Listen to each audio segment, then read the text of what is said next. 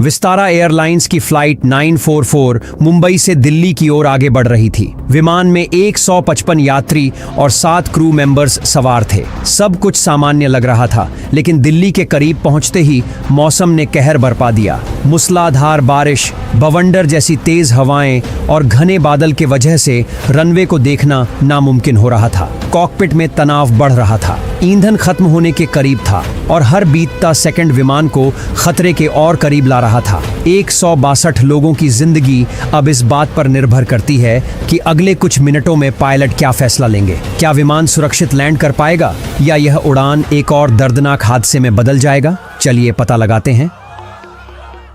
यह विस्तारा फ्लाइट 944 की दिल दहला देने वाली कहानी है। 15 जुलाई 2019 की दोपहर छत्रपति शिवाजी महाराज इंटरनेशनल एयरपोर्ट हमेशा की तरह व्यस्त था, जहां हर दिन हजारों लोग आते जाते हैं। इसी भीड़ में विस्तारा फ्लाइट 944 अपनी उड़ान के लिए तैयार हो रही थी, जो मुंबई से दिल्ली जाने वाली थी। यह उड़ान खास थी क्योंकि यह रोजाना हजारों लोगों को मुंबई और दिल्ली के बीच जोड़ती थी। कुल उड़ान समय लगभग 2 घंटे था, जिसमें इसे 1150 किलोमीटर की दूरी पूरी करनी थी। यह विमान शाम 5 बजे दिल्ली पहुंचने वाला था। इस सफर के लिए एयरबस A320 नियो इस्तेमाल किया जा रहा था, जो सिर्फ 1 साल पुराना था। यह एक नया और आधुनिक विमान था, जिसे कम ईंधन खर्च करने, अधिक आराम देने और सुरक्षित यात्रा के लिए डिजाइन किया गया था। विस्तारा एयरलाइन की शुरुआत 2015 में हुई थी। इसे टाटा सन्स और सिंगापुर एयरलाइंस ने मिलकर शुरू किया था। कुछ ही सालों में इसने भारतीय विमानन उद्योग में अपनी पहचान बना ली और इंडिगो और एयर इंडिया के बाद यह तीसरी सबसे बड़ी एयरलाइन बन गई। इस फ्लाइट में कुल 155 यात्री सफर कर रहे थे, जिनकी सुरक्षा और सेवा के लिए 5 फ्लाइट अटेंडेंट्स और 2 पायलट मौजूद थे। यात्रियों की बोर्डिंग शुरू हो चुकी थी और उसी समय विमान में कुल 8500 किलोग्राम ईंधन भरा जा रहा था। इस विमान में इतना ईंधन था कि यह न सिर्फ मुंबई से दिल्ली तक की यात्रा पूरी कर सकता था, बल्कि अगर कोई आपात स्थिति आ जाती और रास्ता बदलना पड़ता तो भी विमान सुरक्षित उड़ान भर सकता था। कॉकपिट में पायलट्स उड़ान की अंतिम तैयारियां कर रहे थे। इस फ्लाइट के कैप्टन की उम्र 30 वर्ष थी और उनके पास 8500 उड़ान घंटे का अनुभव था। खास बात यह थी कि उनमें से ज्यादातर घंटे उन्होंने इसी प्रकार के विमान को उड़ाने में बिताए थे, यानी आज की उड़ान उनके लिए कोई नई बात नहीं थी। उनके साथ बैठे थे 28 वर्षीय फर्स्ट ऑफिसर, जिनके पास कुल 1600 उड़ान घंटे का अनुभव था, जिसमें से 400 घंटे उन्होंने इसी विमान को उड़ाने में बिताए थे। दोनों युवा थे, लेकिन उनकी ट्रेनिंग और अनुभव उन्हें इस उड़ान के लिए पूरी तरह तैयार बना रहे थे। विमान टेक ऑफ के लिए लगभग तैयार था, लेकिन मौसम आज अलग ही कहानी कह रहा था। यह जुलाई का महीना था और उत्तर भारत में मानसून अपने चरम पर था। हर तरफ घने बादल और तेज बारिश। ऐसे हालात में उड़ान हमेशा एक चुनौती होती है, लेकिन अनुभवी पायलट्स इन्हीं पलों में अपनी असली काबिलियत दिखाते हैं। लेकिन आज का दिन बाकी दिनों जैसा नहीं था। आज पायलट्स के फैसले, उनकी समझदारी और उनकी काबिलियत की सबसे बड़ी परीक्षा होने वाली थी। उड़ान से पहले पायलट्स को जरूरी जानकारी दी गई। इसमें एक खास कागज था जिसे ट्रांजिट ब्रीफिंग शीट कहते हैं। इस शीट में मौसम की जानकारी और उन हवाई अड्डों के नाम थे जहां जरूरत पड़ने पर विमान उतारा जा सकता था। इस लिस्ट में अहमदाबाद को पहला और लखनऊ को दूसरा वैकल्पिक हवाई अड्डा बताया गया था। लेकिन जब पायलट्स ने उड़ान से जुड़ा दूसरा कागज ऑपरेशनल फ्लाइट प्लान OFP देखा तो उन्होंने एक गलती पकड़ी। इस प्लान में लखनऊ को पहला और जयपुर को दूसरा वैकल्पिक हवाई अड्डा बताया गया था, जबकि दोनों दस्तावेजों में एक जैसी जानकारी होनी चाहिए थी, ताकि अगर मौसम खराब हो जाता या किसी और वजह से विमान को दिल्ली नहीं ले जाया जा सकता तो पायलट्स को पहले से पता होना चाहिए था कि वे कहां उतरेंगे। यह गलती आगे चलकर फ्लाइट 944 के लिए परेशानी बन सकती थी। दोपहर के करीब 3 बजे विमान को पुशबैक की अनुमति मिल गई। उस समय हल्की धुंध थी, लेकिन मौसम उड़ान के लिए सही था। पायलट्स ने विमान के इंजन चालू किए और धीरे धीरे रनवे की ओर बढ़ने लगे। दोपहर 3:18 पर फ्लाइट 944 ने मुंबई से उड़ान भरी। जब विमान ऊंचाई पर पहुंचा तो यात्री और क्रू आराम से बैठ गए। सब कुछ सामान्य लग रहा था, मानो यह बस एक और आम उड़ान हो। लेकिन किसी को अंदाजा नहीं था कि कुछ ही देर में हालात बदलने वाले थे।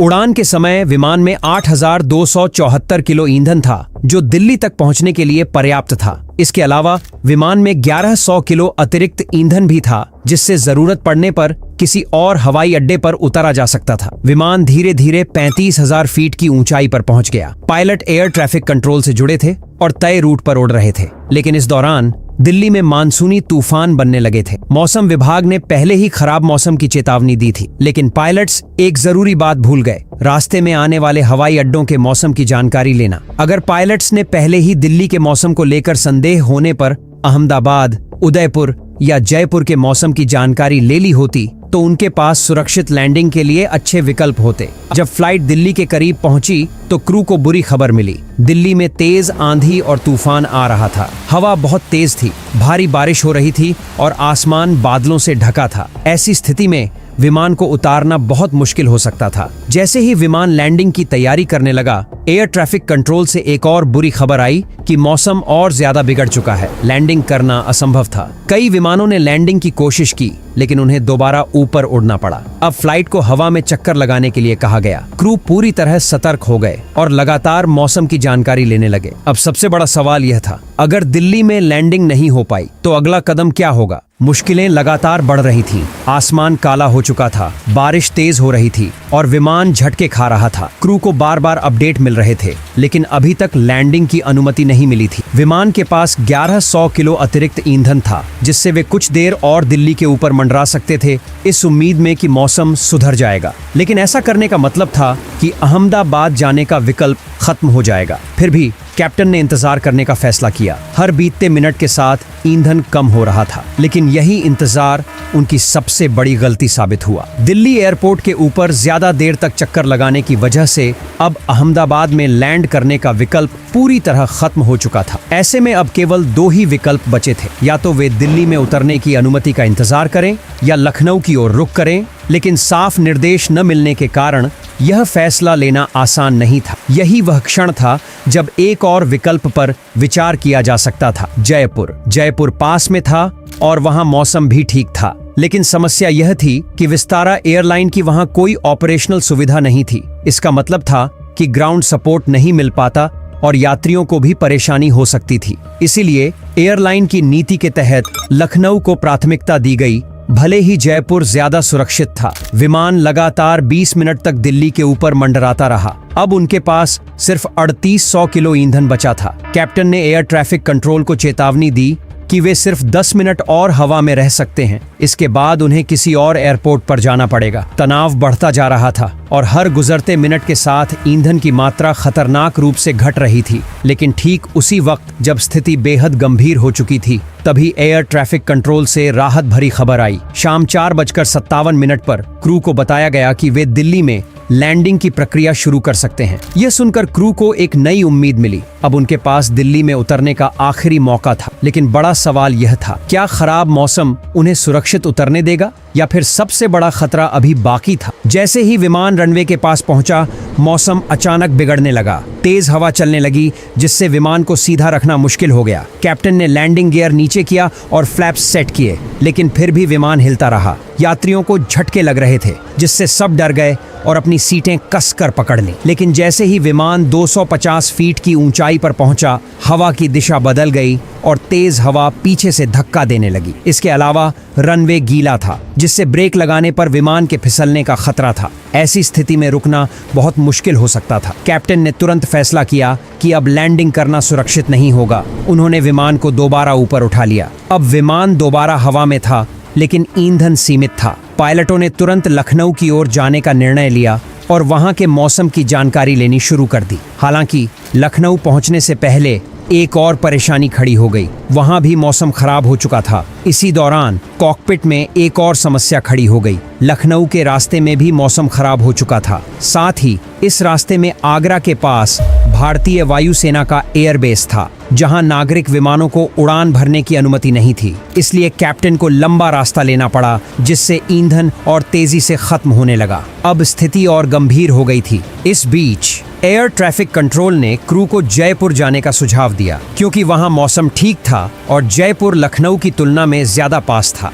जैसे ही एयर ट्रैफिक कंट्रोल ने विस्तारा फ्लाइट 944 को जयपुर भेजने का सुझाव दिया, क्रू ने मना कर दिया और लखनऊ जाने का फैसला किया। हालांकि जयपुर ज्यादा सुरक्षित था, लेकिन एयरलाइन की नियमों की वजह से पायलटों ने लखनऊ ही चुना।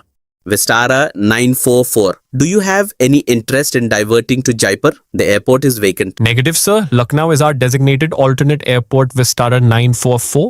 अब फैसला हो चुका था और विमान लखनऊ की ओर बढ़ने लगा। शुरुआत में सब कुछ सामान्य था, लेकिन जैसे ही विमान लैंडिंग के लिए नीचे उतरना शुरू हुआ, हालात दिल्ली एयरपोर्ट की तरह बेकाबू होने लगे। इसी बीच खराब मौसम और कम विजिबिलिटी के कारण एयर ट्रैफिक कंट्रोल ने विस्तारा फ्लाइट 944 को लैंडिंग के लिए तीसरे नंबर पर रखा, जिससे स्थिति और जटिल हो गई। पायलटों के पास ईंधन बहुत कम था, इसलिए उन्होंने एटीसी को सूचित किया कि वे ज्यादा देर तक इंतजार नहीं कर सकते। इसी दौरान पहले से लैंड करने की कोशिश कर रहे एक विमान को भी खराब दृश्यता के कारण गो अराउंड करना पड़ा, जिससे हालात और बिगड़ गए। खराब मौसम के कारण पहले विमान की लैंडिंग असफल रही, जिससे विस्तारा फ्लाइट 944 के पायलटों को भी लैंडिंग छोड़नी पड़ी और दोबारा ऊपर चढ़ना पड़ा। इस देरी ने संकट को और बढ़ा दिया, क्योंकि ईंधन तेजी से खत्म हो रहा था। शाम के 6:12 पर पायलटों ने मिनिमम फ्यूल की घोषणा की,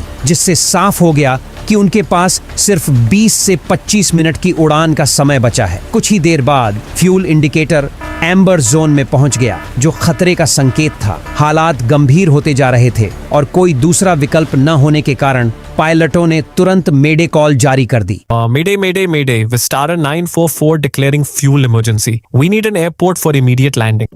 लेकिन अब सबसे बड़ा खतरा सामने था। क्या विस्तारा फ्लाइट 944 सुरक्षित जमीन छू पाएगी, या घने अंधेरे और तेज तूफान के बीच कोई और अनहोनी इंतजार कर रही थी? इस विमान के लिए सब कुछ गलत होता जा रहा था। पहले दिल्ली में लैंडिंग असफल रही, फिर खराब मौसम की वजह से उन्हें रास्ता बदलना पड़ा, और जब लखनऊ पहुंचे तो वहां भी लैंडिंग नहीं हो पाई। इसलिए पायलटों ने कानपुर जाने का सोचा, लेकिन वहां का मौसम भी खराब था। इसके बाद उन्होंने प्रयागराज की ओर मुड़ने का फैसला किया, लेकिन तभी एक और बड़ी समस्या सामने आई। कैप्टन को लगा कि शायद उनके पास प्रयागराज तक पहुंचने के लिए पर्याप्त ईंधन नहीं है। इस परेशानी को और बढ़ाने वाली बात यह थी कि विमान के सिस्टम में न तो कानपुर और प्रयागराज की नेविगेशन जानकारी थी और न ही वहां लैंडिंग के लिए जरूरी चार्ट्स, यानी वे बिना किसी डिजिटल सहायता के वहां जाने की कोशिश कर रहे थे, जो बेहद जोखिम भरा था। जब विमान प्रयागराज की ओर जा रहा था, तभी एक राहत भरी खबर मिली। एयर ट्रैफिक कंट्रोल ने बताया कि लखनऊ में मौसम थोड़ा ठीक हो गया है। अब वहां की दृश्यता 600 मीटर हो गई थी,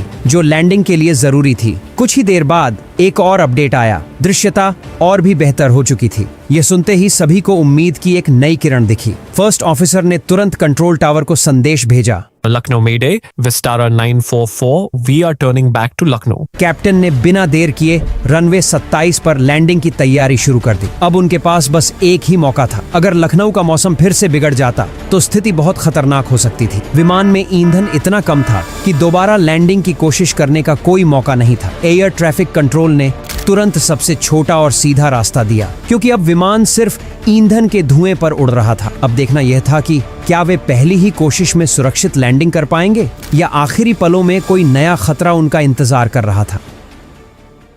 जैसे ही विमान लैंडिंग के लिए नीचे आया, हालात और मुश्किल हो गए। तेज हवा के झटकों से पूरा जहाज हिलने लगा और भारी बारिश की बूंदें जोर से टकरा रही थीं। कॉकपिट में पायलट पूरी ताकत से विमान को संभालने की कोशिश कर रहे थे। यात्री अपनी सीटों को कसकर पकड़कर बैठे हुए थे, क्योंकि लैंडिंग बहुत कठिन होने वाली थी। फिर घने कोहरे के बीच अचानक रनवे दिखने लगा। कुछ सेकंड बाद सुबह 6:48 पर विमान आखिरकार जमीन पर उतर गया।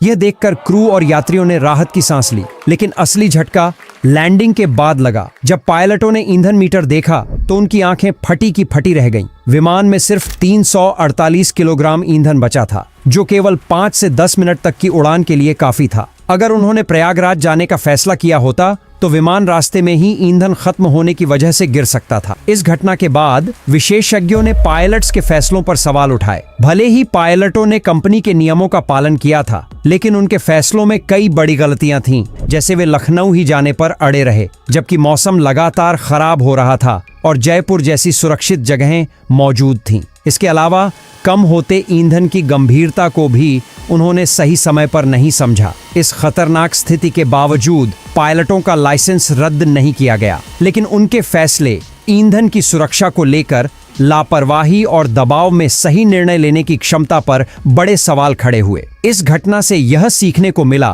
कि पायलटों को ऐसी मुश्किल परिस्थितियों में सही समय पर सही फैसला लेने की अच्छी ट्रेनिंग मिलनी चाहिए, ताकि भविष्य में ऐसी स्थिति ना आए। अगर आपको यह वीडियो पसंद आया तो एथियोपियन एयरलाइंस फ्लाइट 961 की पूरी कहानी जरूर देखें। अभी क्लिक करें और जानिए इस हाईजैक की पूरी दास्तान। धन्यवाद।